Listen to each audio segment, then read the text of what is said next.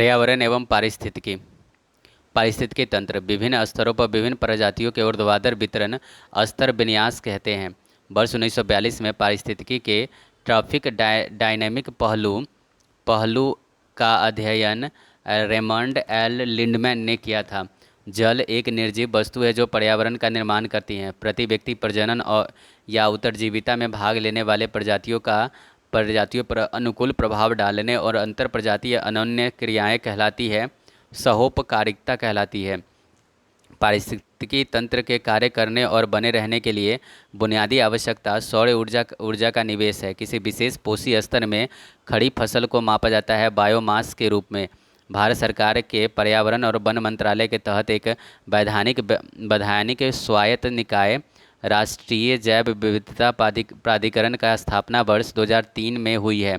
1869 में Ernest Hückel ने एक नए शब्द इकोलॉजी का प्रतिपादन किया जो जीवों के उन पर्यावरण के साथ संबंधों का अध्ययन को परिभाषित करता है। इकोलॉजी शब्द यूनानी शब्द इकियोलॉजी से बना हुआ है। 1972 में चार्ल एल्टन ने संख्याओं का पिरामिड शब्द प्रतिपादित किया जो प्रत्येक पोषी स्तर में मौजूद व्यक्तियों के कुल संख्या का प्रतिनिधित्व करता है। खाद्य जाल के विशिष्ट आकार का वर्णन करने वाला पहला अंग्रेज पारिस्थितिकी चार्ल्स एल्टन था। छोटे समुद्र में रहने वाले जीव पादप प्लवक खाद्य जाल के ये फाइटोप्लैंक्टन होते हैं। क्या होते हैं? पादप प्लवक या फाइटोप्लैंक्टन खाद्य जाल के प्राथमिक उत्पादक स्तर के हैं। शाकाहारी जीव खाद्य श्रृंखला में दूसरा पोषक स्तर बनाते हैं। भू संसाधनों के उत्पादक और उपभोक्ता है मानव। एक प्राकृतिक पारिस्थितिकी तंत्र इकोसिस्टम है रेगिस्तान। कृत्रिम पारिस्थितिकी तंत्र का उदाहरण बगीचा है। खाद्य श्रृंखला के अपरदाहारी स्तर में मिलीपिंड, स्प्रिंटेल, वुडलाइस, गोबर, पंखिया और घोंघा शामिल होते हैं जो मृत या सड़ने वाले पादपों या जंतुओं के पोषण प्राप्त करते हैं। बायोमास का पिरामिड एक आरेख है जो खाद्य श्रृंखला के प्रत्येक स्तर पर जनसंख्या को दर्शाता है। इसके अनुसार उत्पादक उच्चतम बायोमास के साथ आधार पर अपना स्थान ग्रहण करता है। पारिस्थितिकी तंत्र का एक जैविक घटक है घास। सूर्य का प्रकाश परिवेश का अजैव घटक बनता है। एक ऐसे वातावरण को संदर्भित करता है जिसमें ऑक्सीजन आसानी से उपलब्ध हो। वायवीय आसपास के वातावरण में पशुओं और पौधों के संबंध के अध्ययन को पारिस्थितिकी विज्ञान कहते हैं। पृथ्वी की सतह और वातावरण का वह क्षेत्र जहाँ पौधे और जानवर रहते हैं जैव मंडल कहलाते हैं। एक सीमित क्षेत्र जहाँ स्थल जल एवं हवा एक साथ मिलते हैं जिसमें सभी प्रकार के जीव पाए जाते हैं जैव मंडल कहलाते हैं। ऊर्जा पिरामिड होते हैं सदैव ऊपर की ओर। पारिस्थितिकी तंत्र के माध्यम से ऊर्जा और पोषक तत्व कैसे प्रवाहित होते हैं इस बारे में रेमंड एल लिंडमैन ने बताया था। पारिस्थितिकी तंत्र का उल्टा जीव भार बायोमास पिरामिड होता है जलीय पारिस्थितिकी तंत्र में। टैगा वन पारिस्थितिकी तंत्र का उदाहरण है। पारिस्थितिकी तंत्र में 3 प्रकार के पारिस्थितिकी पिरामिड होते हैं। जैविक शब्दावलियों में सहभोजिता दो जीवों के बीच ऐसा संबंध है जिसमें एक जीव लाभान्वित होता है और दूसरा अप्रभावित रहता है। जीवाणुओं के वातावरण में जीवित भाग को कहते हैं जैविक कारक। किसी पारिस्थितिकी के निर्माण में शामिल होते हैं जैविक और अजैविक घटक। बड़े मांसाहारी या तृतीयक उपभोक्ता भोजन श्रृंखला के चौथे स्तर पर उपस्थित होते हैं। उपभोक्ता जीव प्रत्यक्ष अथवा अप्रत्यक्ष रूप से अपने निर्वाह हेतु उत्पादक पर निर्भर करते हैं। विविध जैविक स्तरों पर भाग लेने वाले जीवों को एक दूसरे का आहार करने का श्रृंखला आहार श्रृंखला कहलाता है। जलीय पारिस्थितिकी तंत्र अर्ध शुष्क क्षेत्र होता है। जीव मृत जैव अवशेषों तथा अवशिष्ट पदार्थों का अपमार्जन करने वाले सूक्ष्म जीवों को अपमार्जक कहते हैं। मानव प्रजाति इको प्रणाली की सर्वाहारी श्रेणी से संबंधित है। जानवरों का वह सहयोग जिसमें दोनों भागीदार लाभान्वित होते हैं उसे अनन्याश्रयवाद म्यूचुअलिज्म के रूप में जानते हैं। सभी हरे पौधे एवं कुछ नीले हरित शैवाल जिसमें प्रकाश संश्लेषण की प्रक्रिया होती है उत्पादक कहलाता है। दिए गए क्षेत्र में पौधे और जानवरों दोनों में रहने वाले जीवों की कुल संख्या को बायोमास कहते हैं।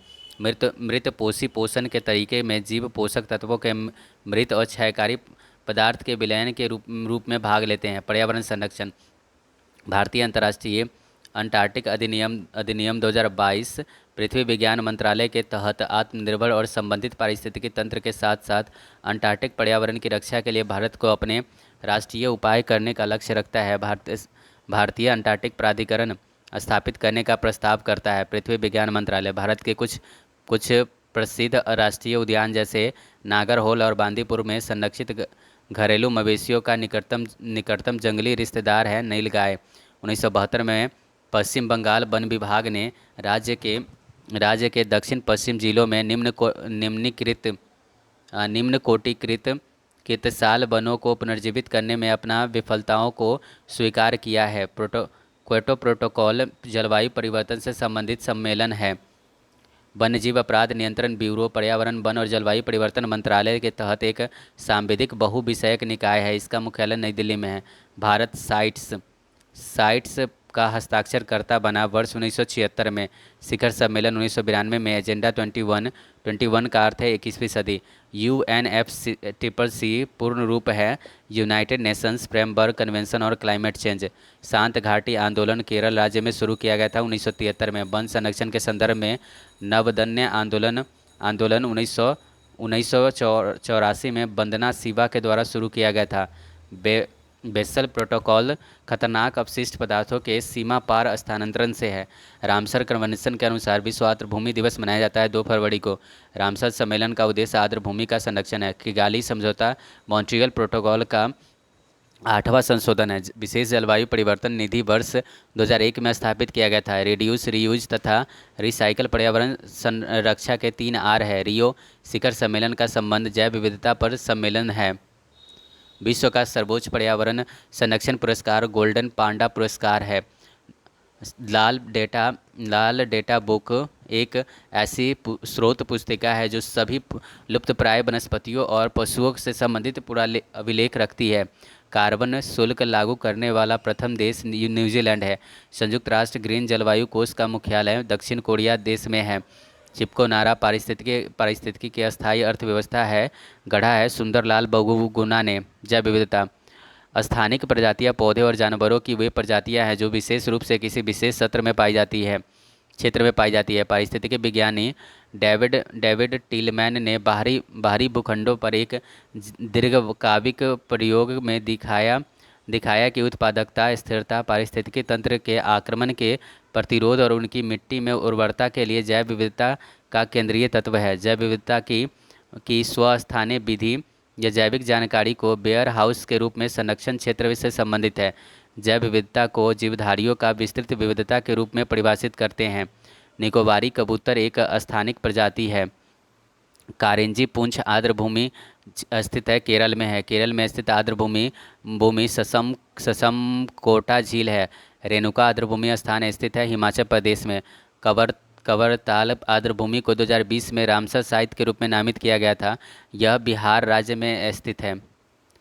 तसोकर आर्द्र भूमि को दिसंबर 2020 में रामसर स्थल में शामिल किया गया था। यह लद्दाख में स्थित है। राजस्थान राज्य में भारत की सबसे बड़ी खारे आर्द्र भूमि सांबर झील स्थित है। महाराष्ट्र राज्य में एक अधिकाधिक रामसर स्थल लोनार झील स्थित है। हमारे पर्यावरण के प्रति असंवेदनशीलता के कारण हेलियंथस एनुअस पादप विलुप्त होने के कगार पर है। IUCN के अंतर्गत बाघ लुप्तप्राय श्रेणी में आते हैं। सुंदरबन स्थल भारत के विशालतम संरक्षित आर्द्र भूमि है। मैंग्रोव वन का सबसे अधिक क्षेत्र है पश्चिम बंगाल राज्य में। दुनिया में सबसे बड़े मुहाने का मैंग्रोव वन स्थित है सुंदरबन राष्ट्रीय उद्यान में। ग्रेट बैरियर रीफ स्थित है प्रशांत महासागर में। आर्द्र भूमि पर रामसर संधि भारत में लागू हुई थी वर्ष 1982 में। ISO प्रमाणन पर्यावरण प्रबंधन प्रणाली स्थित है, ये संबंधित है 14001 से। अंतर्राष्ट्रीय प्रकृति संरक्षण संघ IUCN की लाल सूची विश्व के जैव विविधता के स्वास्थ्य का एक महत्वपूर्ण संकेतक है। वन एवं वन्यजीव संरक्षण का प्रबंधन भारत में केवल गिर के जंगलों में पाया जाता है। एशियाई शेर राष्ट्रीय वन नीति के संदर्भ में संयुक्त वन प्रबंधन नामक एक दृष्टिकोण और कार्यक्रम वर्ष 1988 में शुरू किया गया है।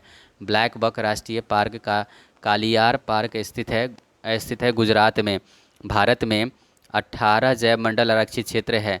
पैंथेरा टाइग्रिस प्रजाति के लिए विश्व का एकमात्र मैंग्रोव आवास सुंदरवन है। एशियाई हाथी प्रजाति संकटग्रस्त है। राजगीर चिड़ियाघर बिहार राज्य में स्थित है। वन्य खुरगर अभयारण्य घोषित किया गया है कच्छ के रण में। मानस टाइगर रिजर्व असम में है। काजीरंगा राष्ट्रीय उद्यान भारत के असम राज्य में है। लाओ खोआ वन्यजीव अभयारण्य भारत के उत्तर पूर्वी राज्यों में ब्रह्मपुत्र नदी के दक्षिणी तट पर स्थित है। पश्चिमी बंगाल में बुक्सा बुक्सा बाघ संरक्षित क्षेत्र को वर्तमान में चल रहे डोलोमाइट खनन से खतरा है। एक केंद्र प्रायोजित योजना के रूप में भारत सरकार द्वारा प्रोजेक्ट एलिफेंट शुरू किया गया है फरवरी 1992 में। नौकड़िक बायोस्फीयर रिजर्व स्थित है मेघालय राज्य में। पेपारा वन्यजीव अभयारण्य केरल राज्य में स्थित है। बा बरन पा नवापारा वन्यजीव अभयारण्य स्थित है छत्तीसगढ़ में। गहिरमाथा समुद्री अभयारण्य स्थित है उड़ीसा में है। केरल में स्थित है एराविकुलम राष्ट्रीय उद्यान। भद्रा वन्यजीव अभयारण्य स्थित है कर्नाटक में। केबुल लामजावो राष्ट्रीय उद्यान दुनिया का एकमात्र तैरता हुआ राष्ट्रीय उद्यान है, मणिपुर में है। Indira Gandhi memorial tulip garden, जो एशिया का सबसे बड़ा ट्यूलिप गार्डन है, स्थित है श्रीनगर में। कुलीच पक्षी अभयारण्य स्थित है पश्चिमी बंगाल राज्य में। पक्के बाघ अभयारण्य स्थित है अरुणाचल प्रदेश में। दंगनथिट्टू पक्षी अभयारण्य स्थित है कर्नाटक में। भारतीय वन्यजीव संरक्षण अधिनियम लागू किया गया था वर्ष 1972 में। नागजीरा टाइगर रिजर्व स्थित है महाराष्ट्र में। विक्रमशिला गंगा डॉल्फिन अभयारण्य स्थित है बिहार में। भारत में वन्यजीव और उनके व्युत्पन्न भागों का अवैध व्यापार रोकने के उद्देश्य से अधिनियम बनाया गया था। वन्यजीव संरक्षण अधिनियम 1972। भारत में वन्य अधिनियम वर्ष 1980 में पारित किया गया था। शेषाचलम बायोस्फीयर रिजर्व स्थित है आंध्र प्रदेश में। वन्यजीव अभयारण्य जो गोवा में स्थित है वो है भगवान महावीर वन्यजीव अभयारण्य। सानो बनैल पिग्मी हॉग का जंगली निवास स्थान है। मानस राष्ट्रीय उद्यान ब्रिटिश सरकार द्वारा वन्य पशु और पशु संचरण अधिनियम लागू किया गया था वर्ष 1912 में। पेंच टाइगर रिजर्व स्थित है मध्य प्रदेश में। भारत के मध्य प्रदेश राज्य में सर्वाधिक राष्ट्रीय उद्यान है। भारत में प्रोजेक्ट टाइगर वर्ष 1973 में शुरू किया गया था। बेतवा की नदी रातापानी वन्यजीव अभयारण्य से निकलती है। पोबीतोरा वन्यजीव अभयारण्य स्थित है असम में स्थित है। झारखंड राज्य में पलामू बाघ संरक्षित क्षेत्र स्थित है। सिंह सदृश पूछधारी बंदर मकाक नीलगिरी की संरक्षित जैव मंडल की प्रमुख पशु प्रजाति है। नागरहोल राष्ट्रीय उद्यान स्थित है कर्नाटक में। केवलादेव घना राष्ट्रीय उद्यान स्थित है राजस्थान में। राजस्थान के केवलादेव घना राष्ट्रीय उद्यान के पहले खिजादिया पक्षी अभयारण्य के नाम से जाना जाता था। सरिस्का और रणथंभौर बाघ का सुरक्षित स्थान है। राजस्थान के अलवर जिले में स्थित है सरिस्का राष्ट्रीय उद्यान। दंपा टाइगर रिजर्व स्थित है मिजोरम में। कन्हा राष्ट्रीय उद्यान दलदली हिरन की दुर्लभ और लगभग विलुप्त प्रजातियों को बचाने वाला है, जिसे इस रूप में भी जाना जाता है, बारहसिंघा के रूप में जाना जाता है। पेरियार नेशनल पार्क पूर्वी घाट में स्थित है। पेरियार टाइगर रिजर्व केरल राज्य में है। सबरीमाला एक तीर्थ क्षेत्र है। यह पेरियार बाघ अभयारण्य क्षेत्र में स्थित है। एशियाई काले भालू और हिम तेंदुए पाए जाते हैं। नंदा देवी और फूलों की घाटी राष्ट्रीय उद्यान में। महाराष्ट्र के चंद्रपुर जिले में सबसे पुराना और सबसे बड़ा राष्ट्रीय उद्यान टडोवा अंधाड़ी बाघ रिजर्व है। सिम्पलीपार टाइगर रिजर्व उड़ीसा राज्य में है। अनामलाई टाइगर रिजर्व तमिलनाडु राज्य में है। पन्ना राष्ट्रीय उद्यान मध्य प्रदेश राज्य में है। अमरावाद टाइगर रिजर्व जो है वो तेलंगाना राज्य में है। बांग्लादेश के साथ भी अपनी सीमाओं को साझा करता है। सुंदरबन राष्ट्रीय उद्यान इंद्रावती टाइगर रिजर्व छत्तीसगढ़ राज्य में है। काली बाघ अभयारण्य स्थित है कर्नाटक राज्य में। दांदेली वन्यजीव अभयारण्य कर्नाटक राज्य में है। कंचनजंगा राष्ट्रीय उद्यान, जिसे कंचनजंगा बायोस्फीयर अभयारण्य भी कहा जाता है, सिक्किम में स्थित है। नागरहोल राष्ट्रीय उद्यान नीलगिरी बायोस्फीयर रिजर्व का हिस्सा है। बांदीपुर राष्ट्रीय उद्यान कर्नाटक राज्य में है। मध्य प्रदेश में बाघ के सर्वाधिक अभयारण्य है। गिर के जंगल गुजरात में स्थित है। गुजरात के गिर राष्ट्रीय अभयारण्य भारत में इकलौते वन्यजीव अभयारण्य है जिसमें एशियाई सिंह पाए जाते हैं। बांधवगढ़ राष्ट्रीय उद्यान मध्य प्रदेश में है। दाचीग्राम राष्ट्रीय उद्यान स्थित है जम्मू और कश्मीर में। दुधवा टाइगर रिजर्व जो उत्तर प्रदेश राज्य में स्थित है। कालाकल मुंडाथुराई टाइगर रिजर्व तमिलनाडु में है। केवल टाइगर रिजर्व स्थित है ये तेलंगाना राज्य में स्थित है। रणथंभौर राष्ट्रीय उद्यान स्थित है राजस्थान राज्य में। काजीरंगा राष्ट्रीय उद्यान लुप्त प्राय प्राणी एक सिंगा का गेंडा के प्राकृतिक आवास है। कान्हा टाइगर रिजर्व स्थित मध्य प्रदेश में। कार्बेट नेशनल पार्क को बंगाल के बाघ की रक्षा के लिए स्थापित किया गया है। मेलघाट बाघ अभयारण्य स्थित है महाराष्ट्र राज्य में। भारत में 1936 में स्थापित प्रथम राष्ट्रीय उद्यान का नाम रखा गया है हेली राष्ट्रीय उद्यान। जिम कॉर्बेट राष्ट्रीय उद्यान भारत के उत्तराखंड राज्य में स्थित है। साइलेंट वैली नेशनल पार्क स्थित है केरल राज्य में स्थित है। हिम तेंदुआ का निवास स्थान हेमिस नेशनल पार्क स्थित है लद्दाख में। उत्तर भारत में त्रिस्तरीय संरक्षित क्षेत्र हैं जो गंभीर रूप से विलुप्तप्राय घड़ियाल, रेड क्राउडेड रूफ्ड टर्टल और लुप्तप्राय गंगा नदी के डॉल्फिन के लिए भी प्रसिद्ध है। वो है राष्ट्रीय चंबल अभयारण्य। गुइंडी राष्ट्रीय उद्यान स्थित है तमिलनाडु में। गुंडी गुंडी विक्रमशिला गंगा डॉल्फिन अभयारण्य स्थित है भागलपुर बिहार में स्थित है। डुगोंग मनार की खाड़ी जैव मंडल संरक्षण क्षेत्र के प्रमुख जीव है। गुरु घासीदाम राष्ट्रीय उद्यान स्थित है छत्तीसगढ़ राज्य में। कतरनिया घाट वन्य जीव अभयारण्य उत्तर प्रदेश राज्य में स्थित है। कर्नाटक के कोडागु जिले में ब्रह्मगिरी वन्यजीव अभयारण्य स्थित है। ये पूर्वी हिमालयी उप क्षेत्र के सबसे बड़ा संरक्षित क्षेत्र है। नामदफा राष्ट्रीय उद्यान बंकापुर मयूर अभयारण्य कर्नाटक राज्य में स्थित है। लाल पांडा जो है वो सिक्किम राज्य में के राजकीय पशु है। किश्तवाड़ राष्ट्रीय उद्यान जम्मू कश्मीर में है। पीन घाटी राष्ट्रीय उद्यान हिमाचल प्रदेश में है। पहले द लेडी विलिंगटन पार्क के रूप में जाना जाता था लॉर्डी गार्डन। भारतीय वन सर्वेक्षण का रिपोर्ट के अनुसार भारत के मिजोरम राज्य में भौगोलिक क्षेत्र का सर्वाधिक प्रतिशत वन क्षेत्र है। 1952 में भारत में स्तनधारी पशु चीता विलुप्त घोषित किया गया था। शेर के मुंह जैसा बंदर प्रजाति को भारत में लुप्तप्राय प्रजाति के रूप में मान्यता प्राप्त है। शेर की पूंछ जैसे मैकॉक को बियर्ड लैंगूर भी कहा जाता है। प्रदूषण चर्म शोधन उद्योग से निकलने वाला क्रोमियम धातु आयन गंभीर जल प्रदूषण का कारण बनता है। भारत में वायु गुणवत्ता में सूचकांक को मापने में 8 प्रदूषकों को शामिल किया जाता है। केंद्रीय प्रदूषण नियंत्रण बोर्ड CPCB का गठन जल प्रदूषण निवारण अधिनियम के तहत किया गया था। जल निकाय की स्वच्छता बनाए रखने के महत्व को समझते हुए भारत सरकार ने जल संसाधनों की सुरक्षा के लिए जल अधिनियम 1974 पारित किया था। अपशिष्ट जल उपचार की प्रक्रिया को सामान्यतः सीवेज उपचार कहा जाता है। पर्यावरण प्रदूषण और प्राकृतिक संसाधनों के दोहन की दृष्टि से लागत को समायोजित करते हुए व्यक्त किया गया GDP कहलाता है ग्रीन GDP। DDT हमारे पर्यावरण पर प्रतिकूल प्रभाव डालते हैं क्योंकि यह मधुमक्खियों जैसे लाभकारी कीड़ों को मार सकती है। अपशमन प्रदूषण की कोटि या तीव्रता को कम कर सकता है या समाप्त कर सकता है। पूरी तरह से प्लास्टिक कचरे से बनी दुनिया के पहली पाल नौका है जिसका उद्देश्य महासागरों में प्लास्टिक प्रदूषण के बारे में लोगों को जागरूक करना है। यह है फ्लिप फ्लॉपी। तरल अपशिष्ट जल के ऊपर तैरने वाले वसा ग्रीस और तेल जैसे ठोस पदार्थ स्लज कहलाता है। अम्लीय वर्षा में अधिकतम मात्रा में रहता है H2SO4। झीलों में पाई जाने वाली मछलियों के जनसंख्या घनत्व को मापने का एक अच्छा तरीका है ऑक्सीजन घनत्व। पानी में प्रदूषण की जांच करते समय कॉलीफॉर्म की अधिक संख्या अपशिष्ट पदार्थ के उच्च स्तर की ओर संकेत करता है। झील के प्राकृतिक काल प्रभावन एजिंग की प्रक्रिया कहा जाता है जो कि जैव समृद्धि के कारण यूट्रोफिकेशन सुपोषण है। किसी जीव का अन्य जलाशय में स्थित पोषण तत्वों को अत्यधिक समृद्धि को कहा जाता है यूट्रोफिकेशन। जलकुंभी भी कहा जाता है एकॉर्निया को।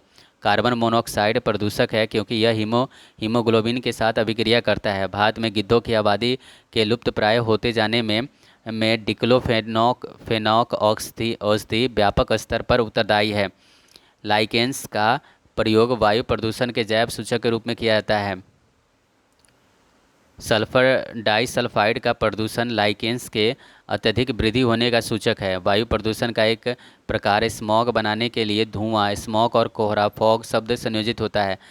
पानी के परावैज्ञानिक उपचार का उद्देश्य यह जीवाणुओं को निष्क्रिय करता है। सल्फर डाइऑक्साइड गैस अम्ल वर्षा के घटना से संबंधित है। ताजमहल के पीले होने का कारण है सल्फर डाइऑक्साइड। वायु में निलंबित छोटे छोटे ठोस कण अथवा तरल की बूंदें एरोसोल कहलाती है। प्रत्येक पौष्टिकता स्तर पर नष्ट न होने योग्य रसायनों का संचय जैविक वृद्धिकरण कहलाता है। अम्ल वर्षा नाइट्रोजन और सल्फर के डाइऑक्साइड से हुए प्रदूषण से होती है। तेल रिसाव जलीय पारिस्थितिकी तंत्र में देखा जाता है। कचरा प्रबंधन के उस प्रणाली को जैव कहते हैं जिसमें सांद्रित समुच्चय के प्रदूषकों को हटाने या निष्प्रभावी करने के लिए सूक्ष्म जीवों का प्रयोग किया जाता है। जलकुंभी खरपतवार औद्योगिक बहिस्राव के होने वाले प्रदूषण को नियंत्रित कर सकता है।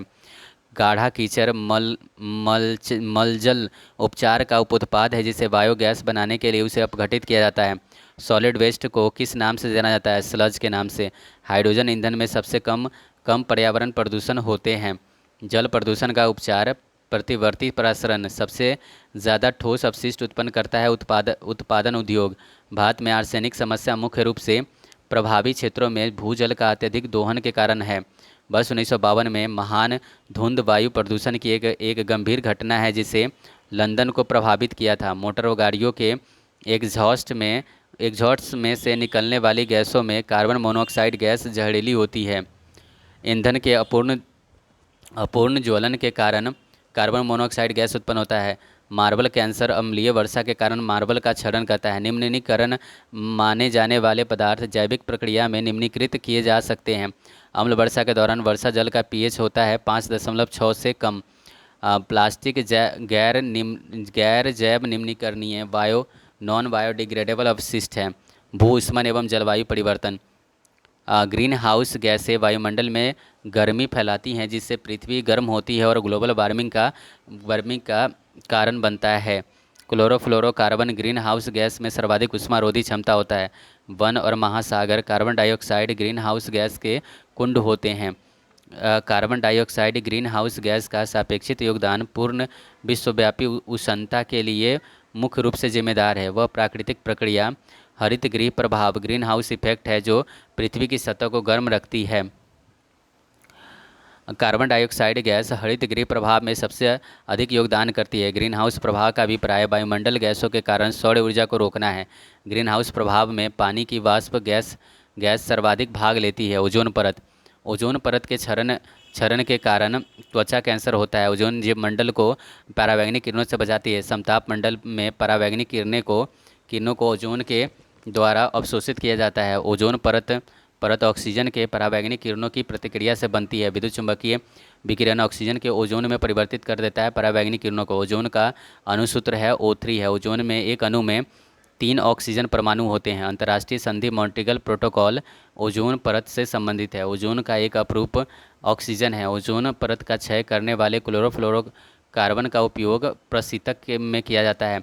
ओजोन परत के क्षय में कृत्रिम रसायन जिम्मेदार है। क्लोरोफ्लोरोकार्बन पृथ्वी के वायुमंडल में उपस्थित ओजोन गैस सूर्य से निकलने वाली परावैंगनिक किरणों को अवशोषित कर लेता है। वातावरण में क्लोरोफ्लोरो उत्सर्जन पर प्रतिबंध लगाने संबंधी प्रथम प्रोटोकॉल था मॉन्ट्रियल प्रोटोकॉल। आणविक ऑक्सीजन पर परावैंगनिक प्रकाश किरणों की प्रक्रिया के फलस्वरूप ओजोन गैस सतत बनती रहती है। CH4 methane green house gas या ऐसी गैस है जो ओजोन परत को नुकसान पहुंचा सकती है। क्लोरोफ्लोरोकार्बन का मुक्त होना ओजोन परत के ह्रास होने का प्रमुख कारण है। ओजोन की परत वायुमंडल की स्ट्रेटोस्फेयर परत में होती है। डाइफ्लोरोमीथेन का साधारण नाम फ्रेओन है। विश्व ओजोन दिवस प्रति वर्ष 16 सितंबर को मनाया जाता है। क्लोरीन पदार्थ ओजोन परत को नष्ट कर देता है। विविध देखते हैं तो एक प्रजनन रणनीति का नाम बताइए जिसमें परजीवी एक ही प्रजाति या विभिन्न प्रजातियों के अन्य जीवों की देखभाल का लाभ उठाते हैं जिससे वे अपने बच्चों को पाल सके। शाक परजीविता तापमान संवेदकों को प्रत्यक्ष या परावर्तित सूर्य के प्रकाश से प्रभावित होने से बचाने के लिए आर्द्र और शुष्क बल्ब तापमापी के लिए डिजाइन की गई इकाई का नाम है स्टीवेंसन स्क्रीन। भोपाल गैस त्रासदी union carbide pesticide plant factory में हुई थी। भारत में चीता को पुनर्स्थापना के लिए कार्य योजना के पहले चरण में सितंबर 2022 में मध्य प्रदेश के कुनो राष्ट्रीय उद्यान में 8 चीते छोड़े गए थे। पूर्वोत्तर भारत के कुछ हिस्सों में मेलोकैना बैरीफेरा बांसो के पुष्पित होने के दौरान चूहे के संक्रमण के कारण होने वाले अकाल को माउतम अकाल के रूप में जाना जाता है। भारत के उत्तर पूर्व क्षेत्र में सफ़ेद बेलदार बगुले के प्राकृतिक निवास स्थान का व्यापक वितरण उत्तर पूर्व में है। भारत का सबसे बड़ा ट्यूलिप उद्यान स्थित है मूनसयारी उत्तराखंड में। ऊर्जा का एक पारंपरिक स्रोत है लकड़ी। ऊर्जा का एक पारंपरिक स्रोत है लकड़ी। अर्थ आवर पर्यावरण उत्सव घरों, व्यावसायिक प्रतिष्ठानों और अन्य विभिन्न स्थलों आदि की सभी लाइटों के 1 घंटे तक बंद करके करके मनाया जाता है। एक स्वच्छता प्रणाली को संदर्भित करता है जिसमें शौचालय, मानव मल को सील करने, हटाने योग्य कार्टेज के एकत्रित करने, उस जिसे उपचार केंद्रों पर ले जाया जाता है। कंटेनर आधारित स्वच्छता। समुद्र में 71% कार्बन विलय के रूप में विद्यमान है। सुसु डॉल्फिन गंगा नदी में पाई जाती हैं। प्रादेशिक निवास का एक उदाहरण घास भूमि है। प्राकृतिक तंत्र की क्षमता को बनाए रखने के साथ ही मनुष्य का विकास सतत विकास कहलाता है। स्थलीय पारिस्थितिकी में हरे पेड़ पौधे सूर्य के प्रकाश की ऊर्जा का लगभग 1% ग्रहण करते हैं। भारतीय उत्पाद इको मार्क के साथ जारी किए जाते हैं। उत्पाद जो पर्यावरण के अनुकूल हैं। पर्यावरण मित्रता के संदर्भ में ब्लू फ्लैग प्रमाणन समुद्र तट पर भूदृश्य पर लागू होता है। पार्थेनियन खरपतवार सामान्यतः गाजर घास या कांग्रेस घास के नाम से जानी जाती है। ब्लू बॉन्ड उन बॉन्ड के लिए प्रयुक्त शब्द है जिनका उपयोग समुद्र संबंधी पर्यावरण परियोजनाओं के लिए किया जाता है। पूर्णतः कार्बनिक ऑर्गेनिक बनने वाला प्रथम भारतीय राज्य है सिक्किम है। जैव अवक्रमणीय अपशिष्ट को जीवाणु की सहायता से उपयोगी पदार्थों में बदला जा सकता है। परमाणु परिवर्तन के कारण जलवायु परिवर्तन के कारण बढ़ते हुए समुद्र स्तर के खतरे के अंतर्गत तुवालू द्वीप समूह आता है, जिसे यूरोपीय नेताओं से सहायता की अपील की। भारतीय वनस्पति सर्वेक्षण का मुख्यालय कोलकाता शहर में स्थित है। वेंथोस जो जीव के रूप में जाना जाता है सामान्यतः पाया जाता है समुद्र तल पर। एक दिए गए क्षेत्रफल में सीमित प्रजाति स्थानिक प्रजाति है। उत्तराखंड राज्य में भारत का पहला मॉस गार्डन विकसित किया गया है।